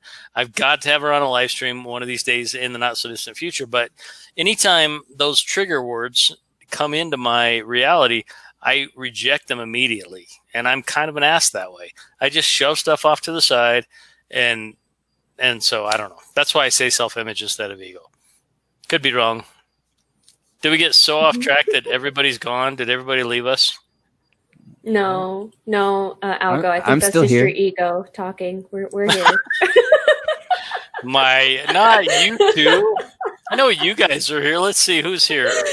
We have like 30 people in the chat. And about 10 people, 30 people watching, 10 people in chat. What's her face is here? Smurfer's still here. Chappelle's still here. Patriot constitutionalist who loves all races. Love that name, buddy. Pablo Capmany. Modima Rose, my friend. I think I have a crush on you, maybe. Luna, I definitely have a crush on Luna. King Sweet, there's a crush there. Esoteric Eric, nice to see you. Ducting, Donna Kyle's here. Dirk's here. Dark Slayer's still here. Connie's here. Brenda. Ascended Arbiter is here. Salted Cedar is here. Salted Cedar, you make such amazing videos, and I've got to call you out. I wish you would not wouldn't block your comments, because I always want to give you so much praise for your work, and you never allow comments, and it's a fine thing. But since I get to comment here on my channel, I want to tell you the stuff you make. If you guys are not subscribed to Salted Cedar, get your asses over there. The visuals and the music and the content is amazing, and it is worth your time. You will perk up and be sad at the same time. And I tell you, Salted Cedar will make you think. So it's fine that you don't let us have comments, but your work is amazing, my friend. Salta Paul is here. Chappelle's here, of course. Vanessa G, thank you for being here. So I just had to do that. Ancient Trees, 55379. Ancient Trees. Had to do that. Had to take a quick break. Is Salted Cedar maybe trying to protect its ego? No, well, maybe, but I don't think so. I think some people, like when I first built my channel, and it was years ago, but I was not insecure about it, but I was not interested in what people had to say about it, because I didn't do it for that reason. And I kind of think Salted Cedar is not interested, because that's not why Salted Cedar is doing that. It's just my opinion. Protection from any outside influence too could be. Could be, because then you start getting comments and you start going a certain way and you're getting off your message. If you played some music for me, Polly, and I'm like, dude, that was really great, but I think if you did it this way, and you might think, well, I'll try it that way, and then you go in a different direction. That's possible. It is totally possible. I'm not saying that it wouldn't be better or worse even. It's just it's an outside influence, and some artists are very protective of that. Well, yeah, and I would say Polly Nation, there was a question from John from America. Polly, how did you get on the live? I've been trying for months now. Well, John, you haven't been trying from me, or I would have had you on. But Polly Nation and I struck up a friendship on Kev Baker's channel, and Polly invited me to do a pre-show on Sunday for Kev Baker, and we hit it off, and it was great. And then I had Polly on, and Polly has been very prolific on his channel. If you're not subscribed to Polly Nation, you need to be. And Felisha is like an inch away from she's an inch away from exploding her channel. And okay, John, got it. Okay, John, I'll get you back on, or I'll get you on. I apologize. Felisha is an inch away from unleashing her channel, and I think you're going to like it, the content. If you like her here, you'll like her content. If you like Polly here, you'll love his content. Salted Cedar, sorry to call you out. I just love your stuff, and I always want to comment on it because I always want to support you. So keep doing it. Keep making good content. And what are we getting back to? What conversation were we talking about before I piped off? We were on a side road. We were talking about ego and self there for a bit. What do you guys want to talk about? Well, there's still some things about Tavistock that we haven't touched on yet, like the whole relationship with all the Hollywood and then go for it. All the books and everything that are pretty influential books. They're all tied back to Tavistock too, and how that's because for those people out there that don't react the same way that us musician folk do to music, that a lot of them take to books or other forms of media. And Tavistock had its hands in all of that stuff, like from 1984, the book, to textbooks in school, to which artists would be considered, prolific artists in museums and which ones wouldn't be, to certain points of history. I mean, it's weird. I almost believe that maybe they have been around way longer than that, and that they've just kept changing their name, or it could be even bloodline. They definitely have this sort of grasp on things, and we're just so easily manipulated, and we just lap all this stuff up. And I remember I read some of these books, and some of them I still love, but when you look back on them, having known what Tavistock's actually doing, which is basically just cultural manipulation to suit their own means, it's hard not to see that all those books, all those musical heroes I had as a kid, they're all basically, I had to destroy them all. I mean, it's harder than destroying my own ego, for Christ's sake. Right. I had to take every Jimmy Buffett song out of my Walkman and off of my computer. And yes, I have a Walkman. I had to remove all of his music when I downloaded Jeffrey Epstein's Plane Manifest. And I found he was on there, and I'm like, can't support that guy. Yeah, I mean, there's so many huge musical icons in my life that I had to just. I still enjoy their music. I'm not gonna lie, but I don't look at it the same way. It doesn't bring me the same flavor of joy, I guess would be the best way to describe it. Felisha, have you had to cross people off your list when you found out stuff about them you didn't like? Yes. Yeah.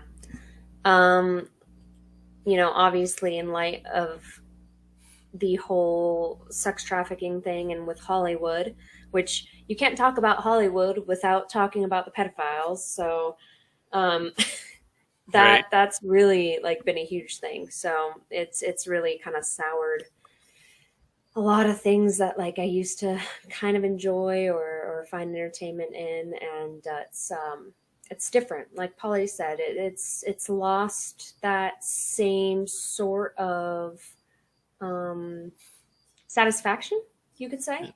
Right. Though, at this point, like a lot of the things that have been created at this point, a lot of those people who have potentially made the content probably aren't necessarily still getting money from it, depending on what it is. Right. So, And so why would I give them my energy? That's the big thing for me. Why would I give them my energy? Why would I give them an ounce of my energy if I think they're in this? One of the last time I went to a movie in a theater, and I think it was either the Book of Eli or the remake of True Grit, and I don't know which came out first. They were like within a year of each other, whatever. But I haven't been to one because about that same time frame, I started learning about Hollywood, and that's been, 10 years almost, maybe 12, maybe more. And so I'm not going to give them my energy, and I can't break down their system. I'm just one guy, and I can't go kill them all and bury them and not get caught. So I can't do that, but I don't need to give them my energy. Polly, before you speak on that, tell me the name of your band again and spell it out. The name of my band was Cyanspheric. They're still around today, actually, I think. Siansperic.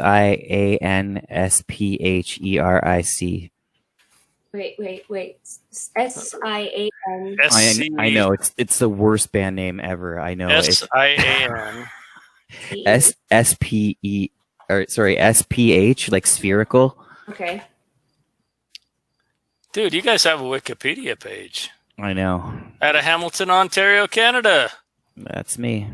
Science. Post it in the live chat, Algo. Post it in there. Did you drop it? Because my mods bailed on me. But a group, Cyanspheric, is a Canadian space rock and shoegazing band originally from Hamilton, Ontario. The group were early signees to the Sonic Union label. Well, that's fantastic. Yeah, it was fun. They I have a website. definitely could do a whole week's worth of shows on some of the stories that I've got from that era of my life. Did you ever have influence from an outside party that saw you and said, okay, well, what if you guys do it this way? Yeah. It never actually came to fruition, though. But a guy named Dan Lanois, I don't know if you guys know, he's a very famous Canadian producer. No, we're Americans, so we don't pay attention. Go ahead. He produced U2's Joshua Tree, I think. Oh, sweet. And he said he had a special guitar sound or something like that saved, that he wanted me to try recording with. And I was like, in awe that I was talking face to face to this guy at first. And he was extremely inebriated as well.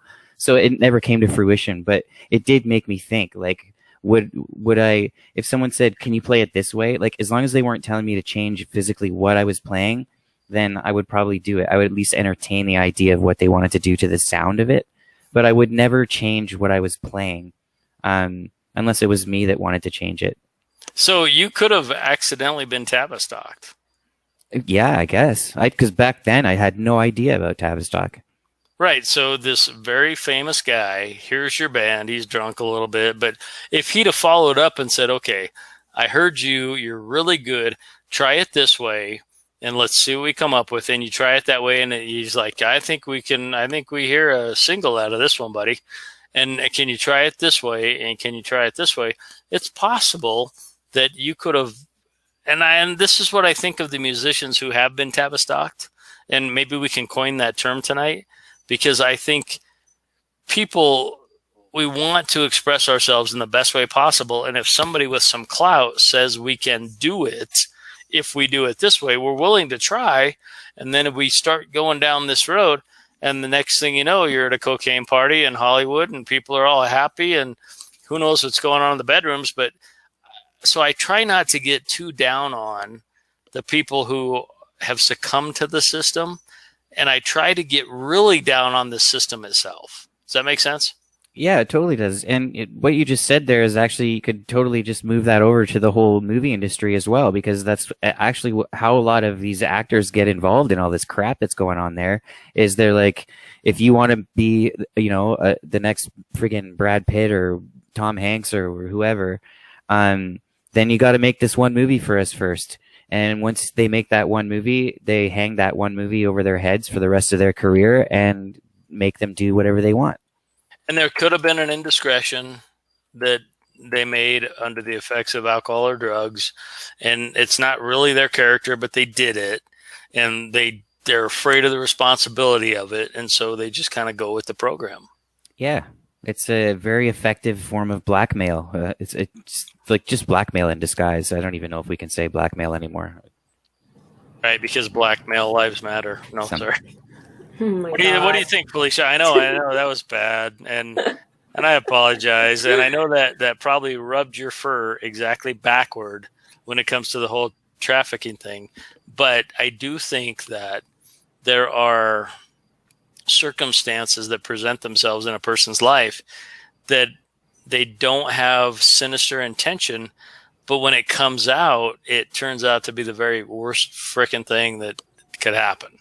I think that's the most people who join the music industry, who join Hollywood, period, to make content and be artists and be actors and be musicians and singers. And they go out there wanting to share their gifts and, their ability to create this beautiful thing or, be a part of this beautiful thing. They want to just go out there and share it with the world, and it gets ruined by the system that's in place. And it's sad, honestly. It's really sad. I mean, obviously you're going to have your blokes who are going to be just completely, wanting to take advantage, and you're going to have your people who don't care and they just want to be rich or famous or whatever, and they don't really care either way how they do it. But I think a lot of people go in with the best intentions. Right.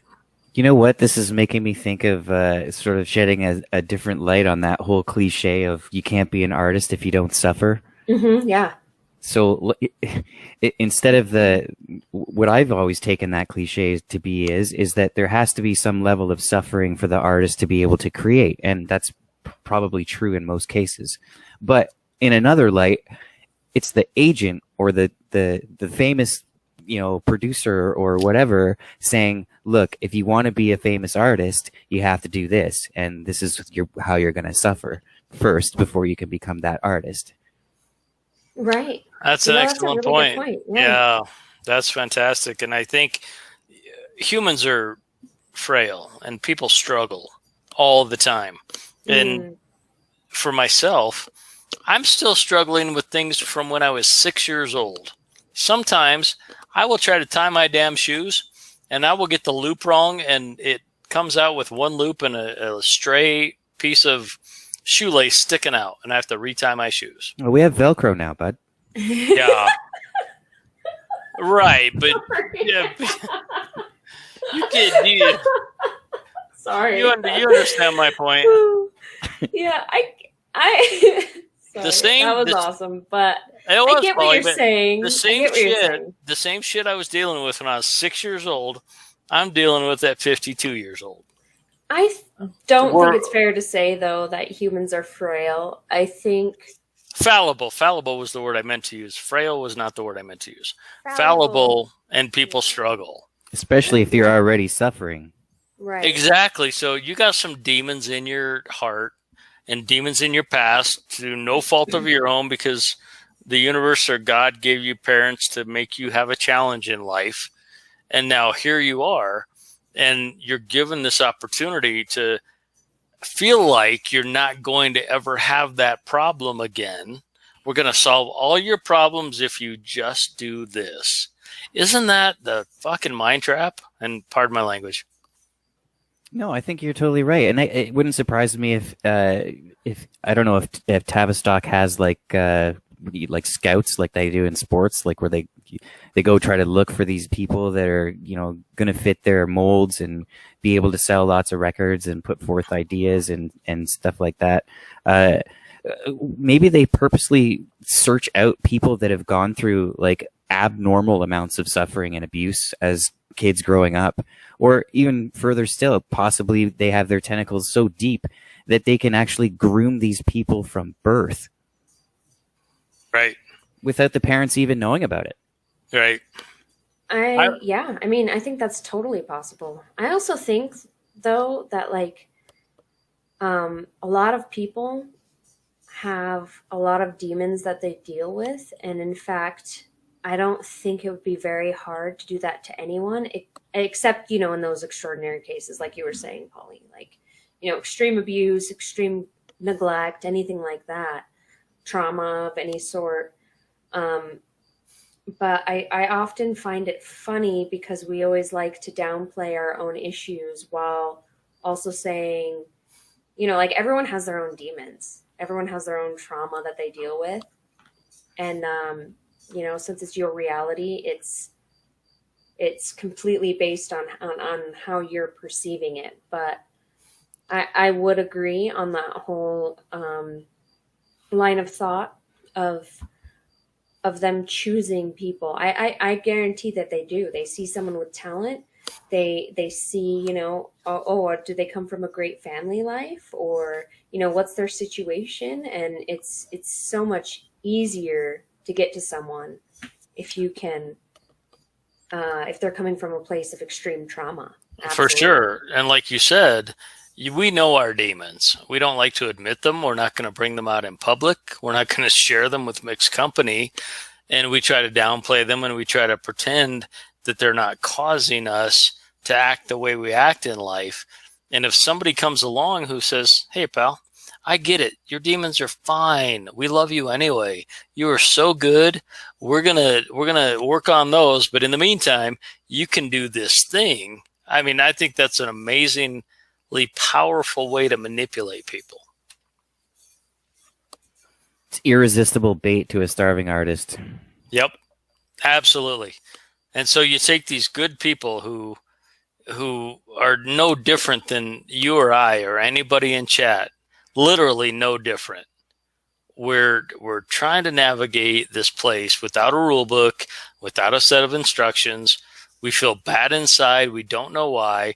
We have some memories of some traumas, and we're trying to continue to be our best selves. And if you can work that on somebody, you got them. Another thing I noticed too is that it seems like there's, especially with the mainstream moguls, I guess, in the music industry or even in Hollywood, they all have a backstory that has, well, maybe not all of them, but a big majority of them have a background story of, like, you know, abuse or abnormal childhoods and that kind of stuff. And it's almost as if Tavistock is using this to sort of normalize having an abused childhood, or sort of glorify the whole voyage from being, you know, completely ridiculed and abused as a younger person, and then, you know, making it through that trauma and being famous at the end of the day. It seems like it's almost like it's almost its own Hollywood sort of movie that just keeps playing out over and over again, from actor to actor or from musician to musician. Right. So many had to overcome so much. It's almost like a formula. They're here. And so if you've had to overcome so much, not only can you aspire to be that, but if we know these people have been in this place, they're super easy to use.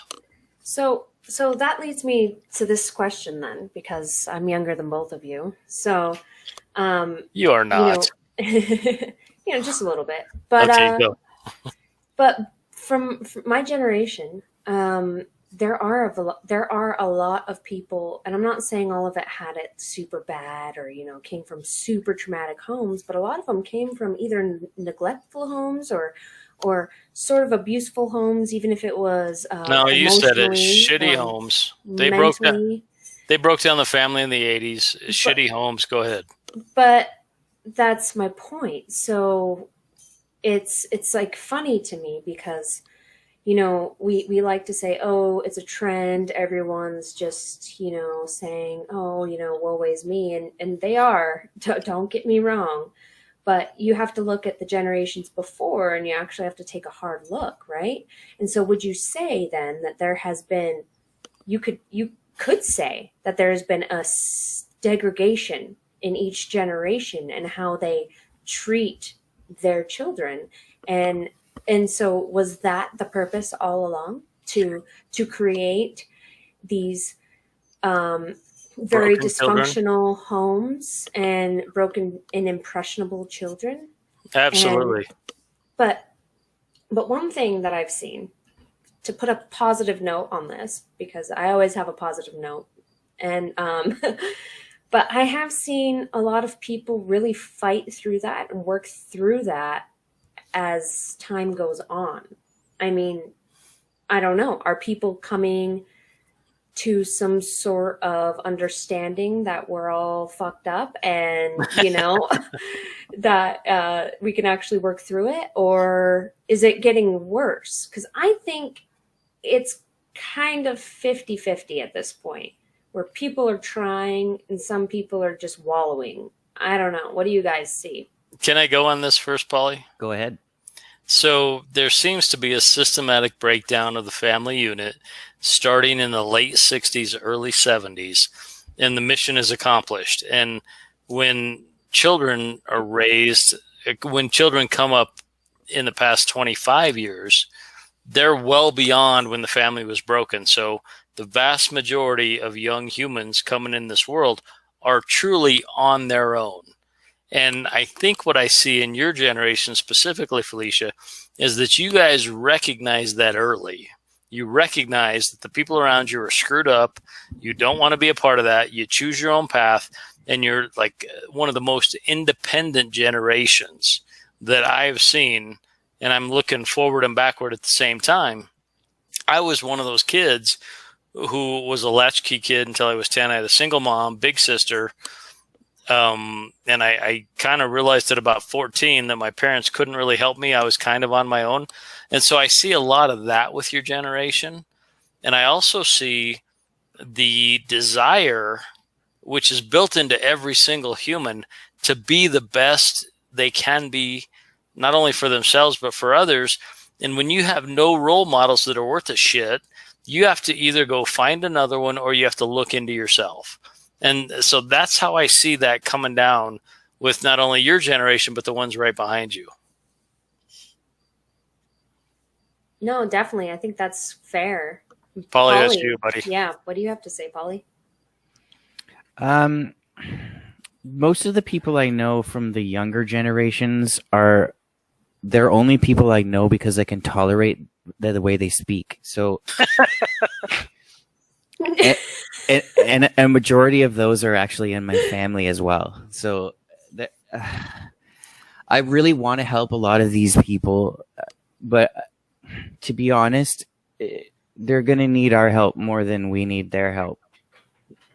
Well, yeah, of course, because we have a little more time on this planet. But the question is, did they break it on purpose?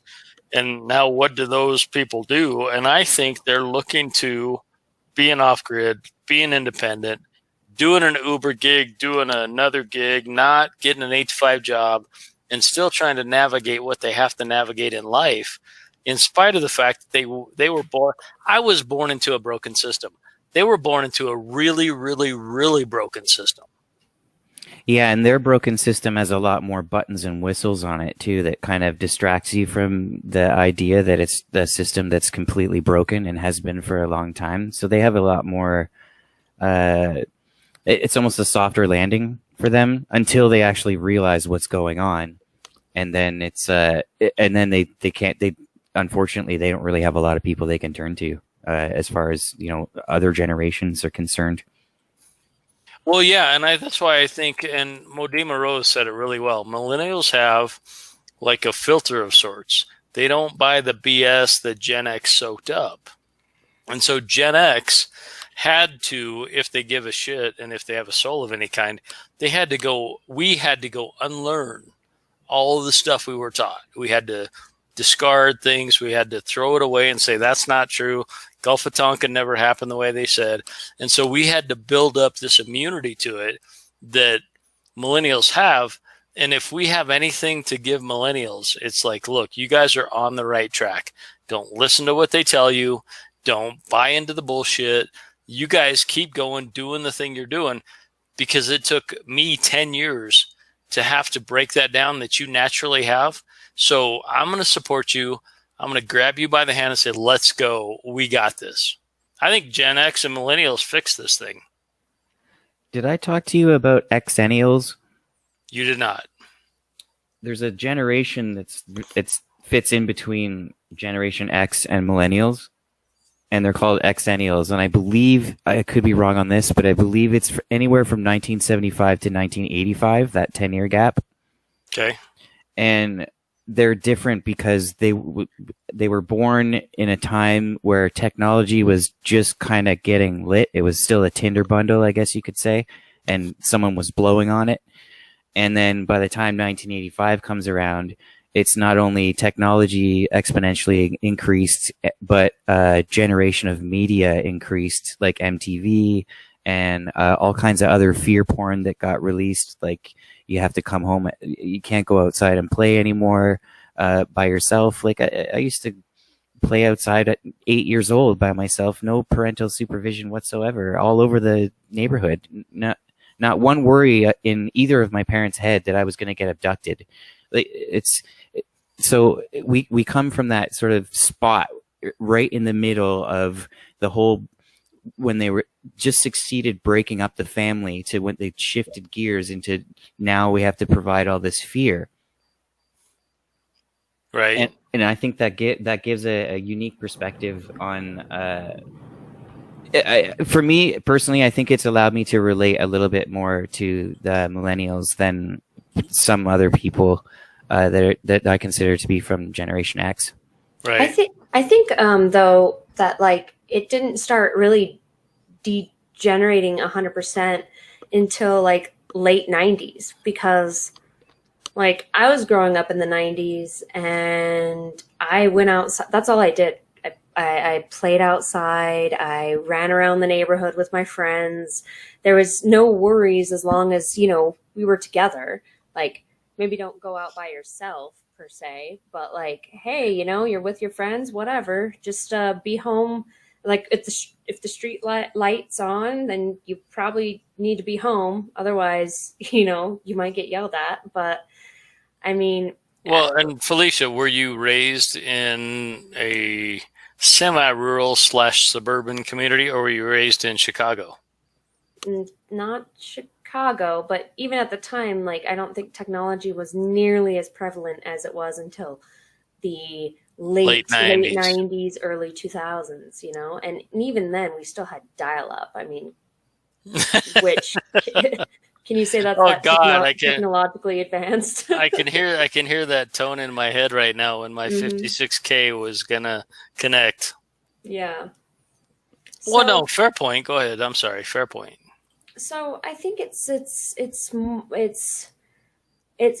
difficult because like we all see it from our perspective, right? But like you look at it from a whole point of view, and I think a lot of us are very similar. We come from a very similar background, but since it's like, oh, we're older, we're younger, we tend to think, oh, we don't understand what the other person or what that time frame is, and I think that's true to a certain extent. But like, only with the details. Only with the details, right? Only with the details. And whereas like you look at Gen Z, and they haven't grown up in an age without technology, and I think that's completely different than like a lot of millennials, where they grew up in that semi spot, like you were talking about, those Zennials, or what did you call them, Polly? Xennials. Xennials, yes. And I kind of feel like, you know, we're cut from the same cloth in that sense, because you know, it's very similar, just slightly different in a lot of ways, but also very similar in the same sense. And yeah, I agree with that. But I would also say, on a fundamental soul level, whether you were born 5 years ago, 25 years ago, 45 years ago, or 52 years ago, if you can tap into this kind of a conversation and understand, and everybody in the chat on board, we're from a place that doesn't necessarily reflect the outside reality. And also, to anybody who has kids that are, I guess, millennials or younger, we can still change the way they view the world by just teaching them like what we think, or like how we view the world. Offer them your perspective, even though you might want to tell them, hey, I'm going to tell you a perspective about something you might want to not say at school because people might not, relate to it, and you could get ostracized, and kids are mean. So, but here, you could still explain to them like this is what's really going on, or this is how I see the world. And it's important to keep an open mind and keep asking questions. And it's also important to hide the fact that you're asking certain questions from certain people in order to avoid unwanted ostracization or attention. Absolutely. Yeah, exactly. I don't know. I know Felisha knows this. I don't think you know this, Polly, but I was attempted to be recruited by the B'nai B'rith. Do you know what that organization is? I have no idea. BNI with a little slash, BRITH. It's a kind of a militant group of, for lack of a better word, Judaism / Zionism. In college, they tried to recruit me on 3 different occasions. You'd really like this. This is really good for you. Come take a look. And I'm not a person that joins shit. If there's a club, I don't want to be part of it. I don't even care if it's a club that I like. When all the guys want to go ride their motorcycles together and they're like, come on, it's a club. I'm like, nope, if it's a club, I'm out. So I got lucky that way. And then I got recruited, or attempted to be recruited by the Masons when I was about 27. This guy kept coming by my job and kept saying, there's an organization called the Masons. It's a really great thing. You should check it out. You have to be invited, and I'm not ready to invite you, but I want you to read this. And then he would come back 2 weeks later and 3 weeks later, and then he finally gave up. So I kind of wonder if the energy we put out maybe, or the thing people see in us attracts them to want us to be a part of their stuff. But the energy we put out with each other, and that's what I was trying to get to, the people, you two that I'm speaking with now, and everybody in the chat, we have a really similar energy. And the heart, and I'll put it this way, and it's kind of gay, but whatever. The heartness that we try to put out for how we live, I think attracts the heartness that you put out, Polly and Felisha, that you try to live. You try to put that heart out there, and that's what I think. And I don't know, I kind of rambled, so keep going. I totally agree. The one thing that we all have in common here is, I think, the ability to leave doors open in your mind, even if you don't necessarily agree with stuff. You could still leave the door open so that possibly maybe when you find out some other information that maybe complements what we're talking about, that maybe that door will open a little bit wider. It doesn't mean you have to walk through it. It doesn't mean you even have to look through it. But eventually the door is going to be wide open. And I think that is almost it's almost a skill, but I feel like none of us went out of our way to learn that skill. I feel like we just kind of landed in this sort of mindset where we just can't close a door completely until there's no doubt. There's no possible question you could come up and think of that would, prevent that door from being completely shut. Like, it's definite, it's knowledge, it's known, it's not believed, it's known. And I think that's probably the most important thing that we all have in common here, is just the fact that we can put doorstops in all these ideas and prevent the doors from being closed, not just by us, but by other people saying other stuff too. So we just leave these doorstops everywhere. And I think that's good because, metaphorically, it creates a good cross breeze, Well, yeah, absolutely. I completely agree with that. I mean, there's this whole ability with being able to be open-minded and yeah, like you said, whether you disagree or not, still being open to the idea of, you know, we might not know the whole truth, and being able to accept that and navigate through that, that's huge. A lot of people, like you mentioned, they don't really have that, and I'm not sure why, but it's a huge thing that I think is like really the foundation of those of us here and those of us in the chat in this community. So I agree. Well, there you go. Do you guys realize we're almost pushing 2 hours? Do you now? How fast did that go? I'd say it was about, I don't know, it felt more like kind of an hour and 55 minutes. Well, then it went pretty slow because we're only an hour and 53. No, I you know what? Thank you guys so much for doing this with me. I had a great time. Yeah, this was fantastic. Did we not cover anything on Tavistock that we need to cover? Other than stay away from it. Tavistock is bad. When you see programming, when everybody likes a song, don't listen to that song. When everybody likes a movie, don't listen to that movie. Or is that a little judgy on my part? It's a safe piece of advice. I mean, it could be judgy, but it's also a safe piece of advice. Oh, that's a nice way to put it. What do you got, Felisha? I'm going to agree with Polly on that one. Safe piece of advice. If the herd's going one way, don't go that way. I think it's more of expose yourself to what you want to expose yourself to, but you need to understand your risks, the risks in that. You need to understand how you're looking at it and protect yourself.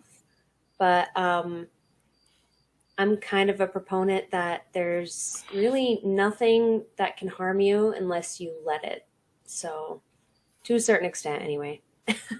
Well, no, you can't. You can't to a certain extent. It's either it can harm you and you let it, or it can harm you and you didn't want it to happen, maybe? That's a little too black and white for me, but right. that's fair. Fair enough. And Preliminal just asked if we had any good movies to recommend. And from our Tavistock conversation, we're anti-movie. Just kidding. I have a good movie to recommend. It's called Gambling Gods and LSD. And it's basically a documentary about just weird. I can't even explain what it's about. It's 3 parts, and it's just really cool photography. And a third of it's shot in Toronto, and the other third shot in Las Vegas. And they just talk about all kinds of crazy, weird stuff. Oh, Canadians always promoting Canada. No, I love you for that. And it's so interesting when I listen to Felisha, the way her intonation, she could be Canadian, couldn't she, Polly? Anyone could be Canadian, eh? we take anybody up here. Time to move. If you're curious about politics, go find the documentary called Rocky Mountain Heist by Michelle Malkin. She made a documentary about how they turned Colorado from a red state to a purple state to a potentially blue state. It's super fascinating. She tracks the money. Preliminal. Go watch Rocky Mountain Heist, even though you're not in the U.S. It's a political masterpiece of manipulation. What else we got? We have Felisha. How's the book going? Oh, you know. Did you get any pages done? No, not okay. not That's fine. No, don't. It's fine. It's good. We're done. Polly, your channel is awesome. You keep putting out a lot of work, which is amazing.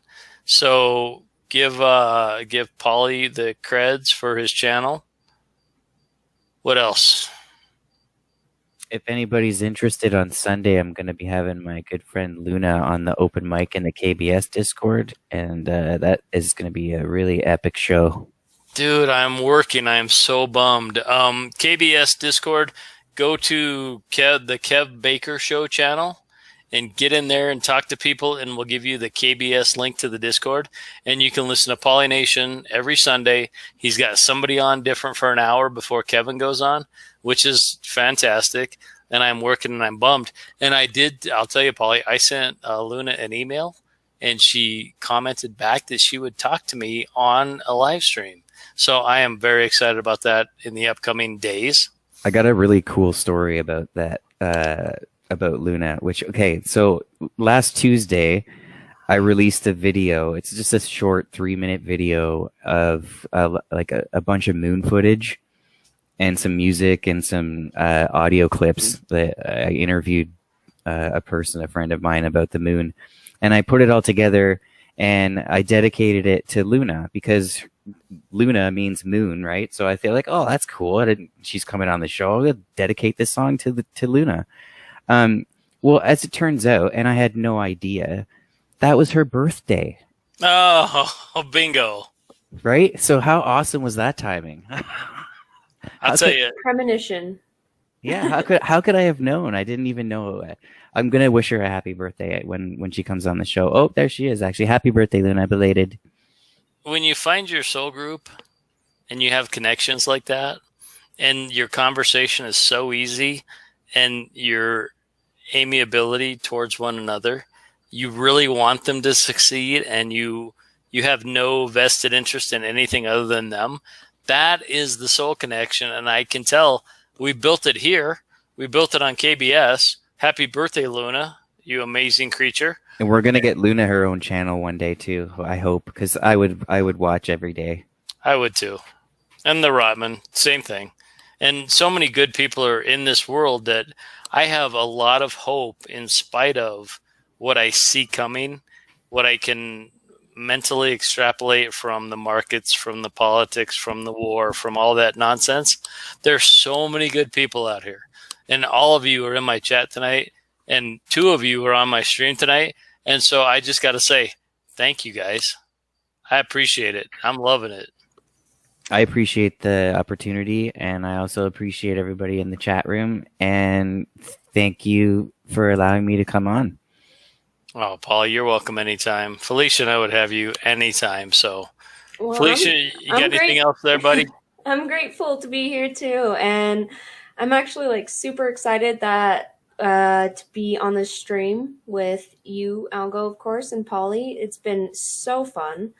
Love everyone in the chat as always. It's been so great having everyone here, putting their input in and they're giving their support and just being here. I mean, you guys are the support of everything. So I'm grateful. So thank you, everyone. Amen. That's a great way to end this. You two hang around for a minute. I'm going to end this chat. And yeah, thanks for being here. Stay bright.